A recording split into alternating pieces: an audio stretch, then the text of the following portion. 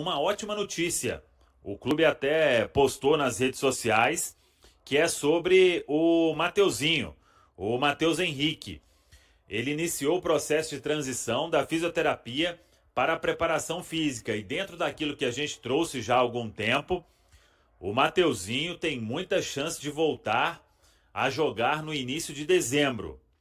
Ainda estamos com 12 dias do mês de novembro, talvez até no final ali de novembro ele já possa ter condição, mas todo mundo trabalha também com uma certa cautela.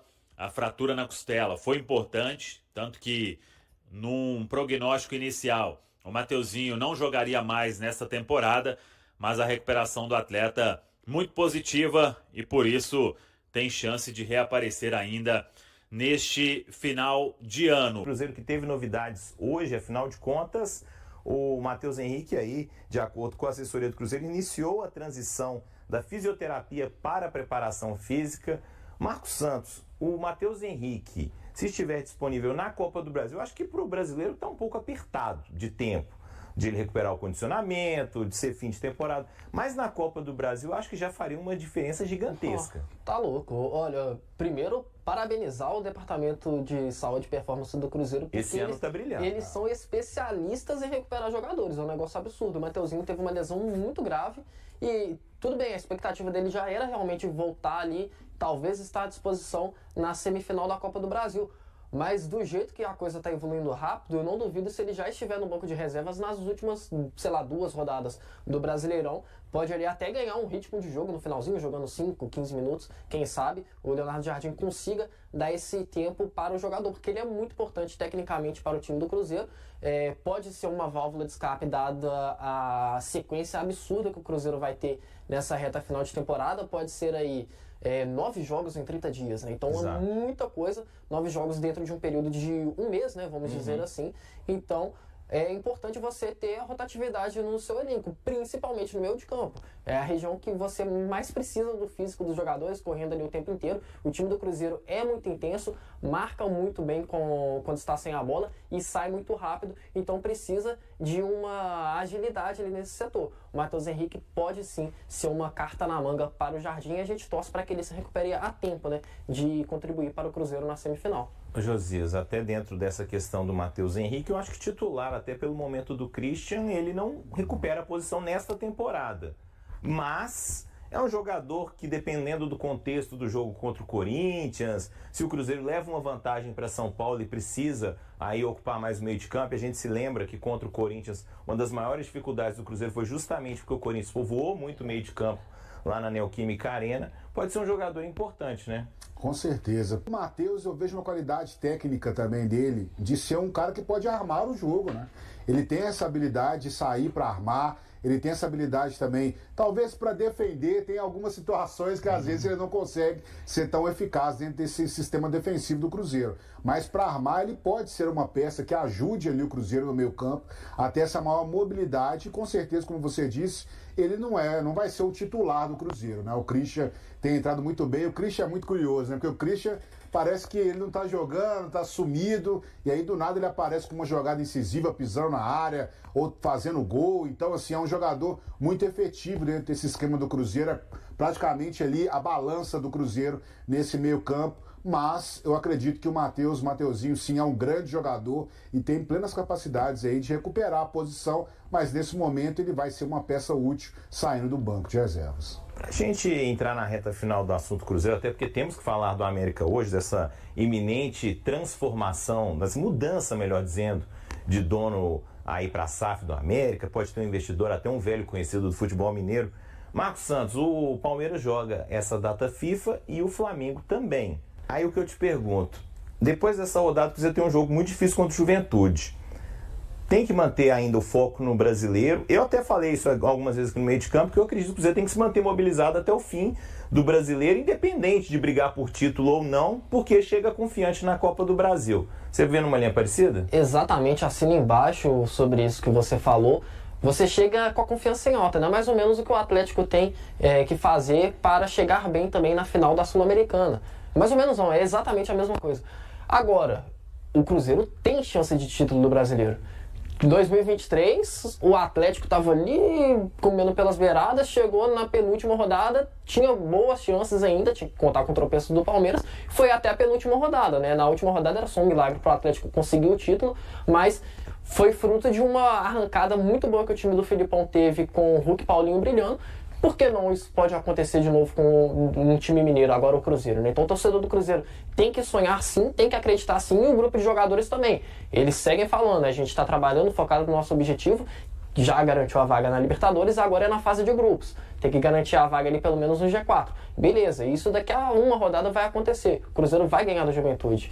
Mas o time do Cruzeiro tem ainda essa possibilidade. Flamengo vai poupar um pouquinho para chegar na final da Libertadores, o Palmeiras vai poupar um pouquinho para chegar na final da Libertadores. Ninguém quer se lesionar às vésperas de uma decisão dessa. E o Cruzeiro não tem uma final de Libertadores para jogar. Tem a Copa do Brasil, mas é depois.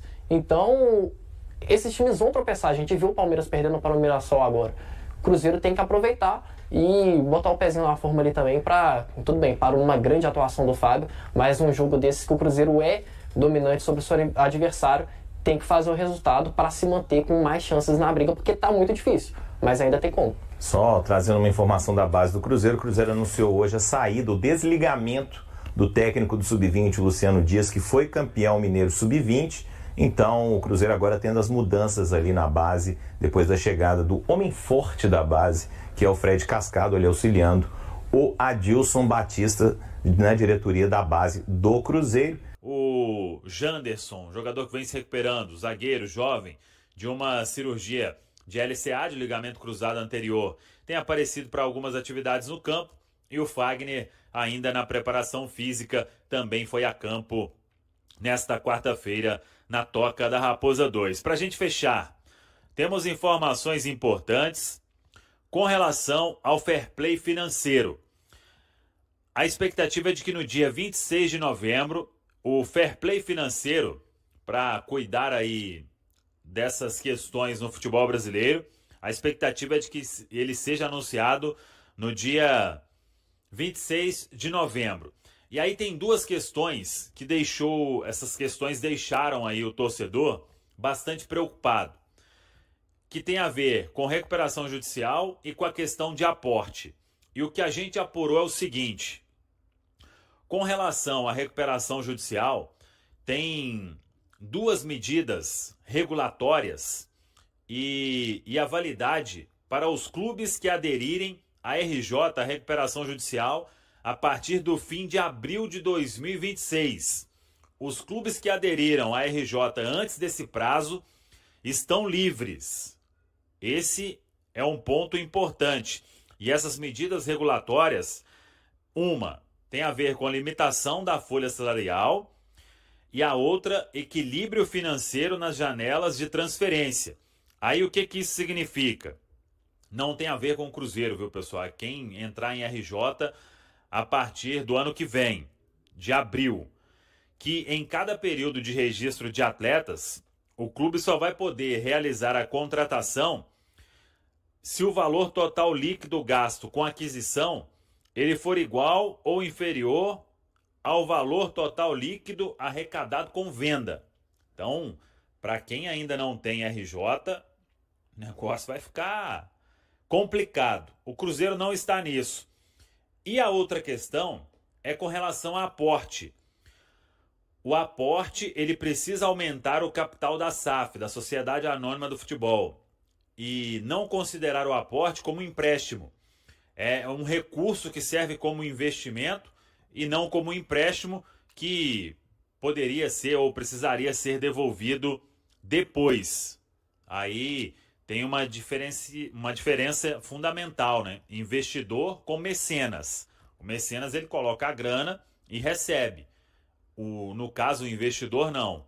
Você vai fazer um aumento no capital e aí é importante. Isso aí não tem restrição. Então, o que o Pedro Lourenço faz na SAF do Cruzeiro, ele vai continuar sem limitação, né? O texto lá do Fair Play financeiro do futebol brasileiro, ele diz o seguinte: aportes de capital para cobertura de resultado negativo sem limitação Então é nisso que encaixa o Cruzeiro.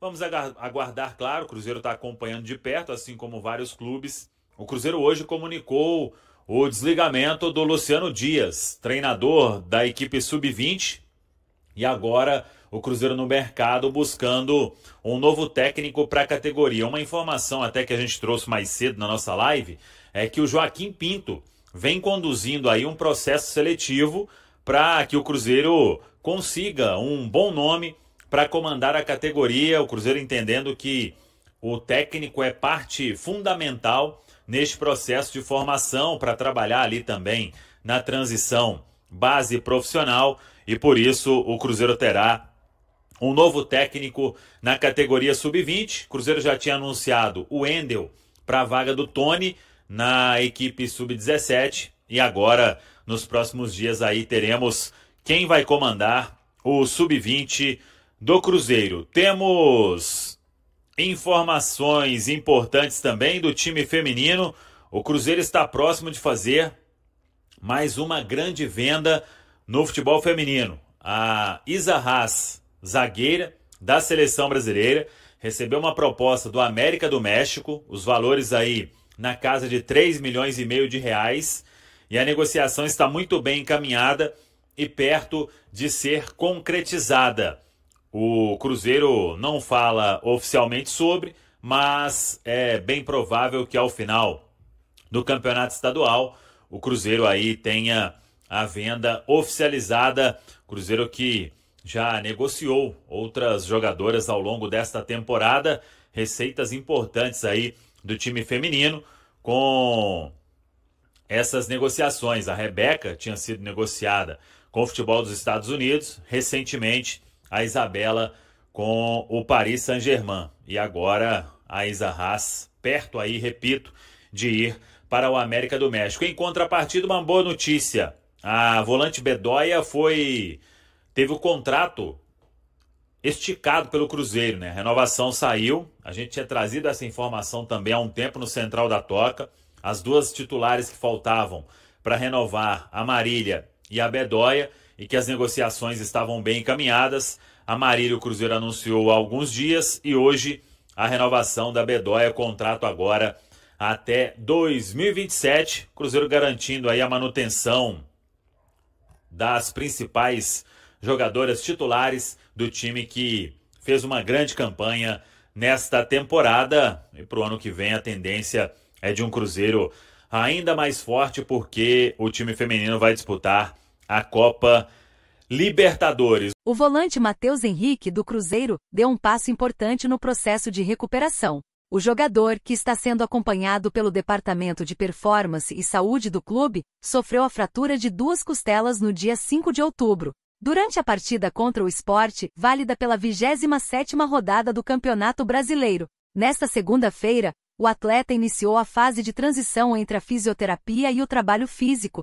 conforme divulgado nas redes sociais da Raposa. A lesão ocorreu após Matheus Henrique cair sobre o calcanhar de um adversário, aos 14 minutos do primeiro tempo. Ele deixou o campo chorando e no dia seguinte, o departamento médico confirmou a fratura. Esta é a segunda vez que o meio-campista fica fora dos jogos por motivos médicos. Entre fevereiro e setembro, ele já havia sido desfalque por cerca de 5 meses, em razão de uma grave contusão no joelho direito. E aí, galera, o que acharam?